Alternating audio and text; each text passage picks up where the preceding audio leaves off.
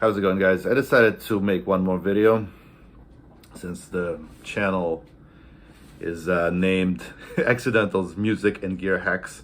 It's only fitting to make a music related video. So I was watching YouTube videos as always before I started work, and I stumbled upon a top 10 overrated guitar player list, one of those controversial topics. Everybody's like, oh, how dare you rip on Keith Richards? He's so highly influential. He wrote legendary licks and riffs, and people are playing his stuff in bars. And yeah, but basically, it's not even like a complete list. I'm sure if I thought some more, I would have come up with more names. But basically, my parameters are that guitarists that are overrated are just constantly praised by critics. They're always on the top 10 countdowns of the greatest, most legendary, most influential guitarists of all time. But in reality, they just they suck. And you can be famous and be be horrible at what you do. Look at Cardi B, look at all these TikTokers and whatever. So fame does not really correlate to talent, in my opinion. And also, a lot of times musicians or any other kind of any other group of creative people, they stop evolving or they regress.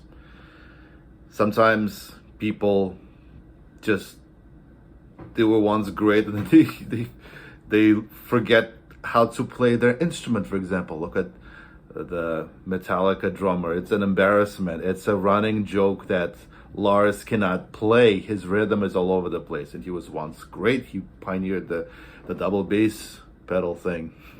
So let's start with Zakk Wilde. Zakk Wilde is this Southern Viking rocker who used to be really into the Confederate flags and this like, I'm like a Southern Southern macho truck driving, beer chugging rocker. It's so funny. And now, you know, of course, Confederate flags are a big no-no unless you are in a southern state where they are freely flown. Like you're driving into South Carolina, there's a giant Confederate flag. Anyway, so Zakk Wilde, for some reason, was labeled as a shred guitarist, and he's like the last great shred guitarist or something like that. I went to see the Black Label Society show 12 years ago or so, maybe more, and it was just awful. All he does is just squeals and noodles, plays the same.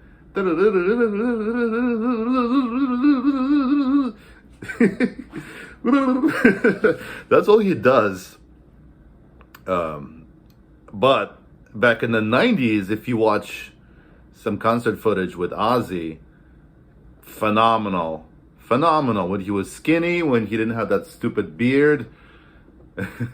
He was great. He was on fire. It was even his acoustic chops. When he plays actually acoustic guitar, not like acoustic with a pickup through a distortion pedal. By the way, there's a travesty of a video of Zakk Wilde being drunk and jamming with the Les Paul Trio in New York, and he's playing Voodoo Child on a acoustic guitar with the bullseye pattern, and it's just tasteless, disgusting crap.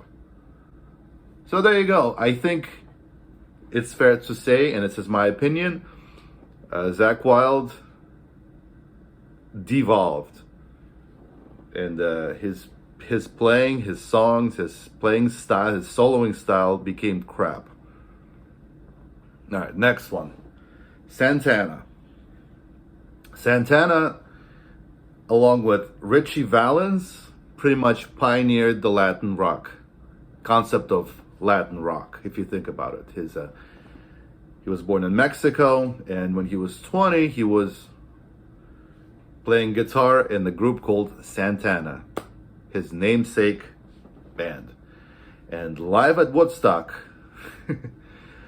holy cow, it was great. Not every song, they managed to screw up some stuff live at Woodstock, but great, just fresh, new kind of innovative style, melting together the Latin kind of influences and rock and psychedelic, and I just really like the sound of early Santana through like early 70s. And his playing was again something very refreshing, not just playing the pentatonic scale like most guitarists were doing, but sort of doing fusion, soloing, guitar fusion. But then the same cannot be said about him as of now, since late 90s. Santana became a brand where they just rubber stamp songs. So Santana featuring Michelle Branch, what is it? They have a band, a full band, horns, guitar, bass, drums, keyboards, percussion, Latin percussion, the shakers and all that, all the congos and all that stuff. The singer, Michelle Branch, comes in and records her vocals and her rhythm guitar, and the song is not done. It's not done yet until Carlos Santana shows up and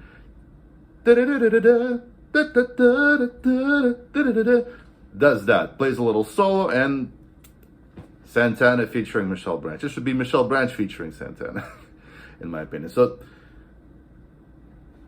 that's why I dislike Santana. The concept of Santana. He's obviously a legend, but overrated. Neil Shawn from Journey. He started out as playing rhythm guitar for Santana so that Santana can concentrate on his noodles, his ad bullshitting. When all of these guitarists were young and starving, they actually had creativity. As soon as they got fat and famous and rich, they just stopped caring. So Neil Shawn is another example of ad bullshitting, where the band plays a song, plays and sings songs, and Neil Shawn shows up and just perpetually noodles on top. Malmsteen, Yngwie Malmsteen, who brought this insane shred Olympics playing to the forefront in the 80s. Phenomenal. Back in the 80s, great. The Rising Force, that first album was great. And then he just ran out of creativity. He ran out of ideas. So his music is just the same E flat harmonic minor scale. E flat because he down tunes. He tunes his guitar half a step lower. So everything is in the natural key for guitar, E, but E flat because he tunes it down.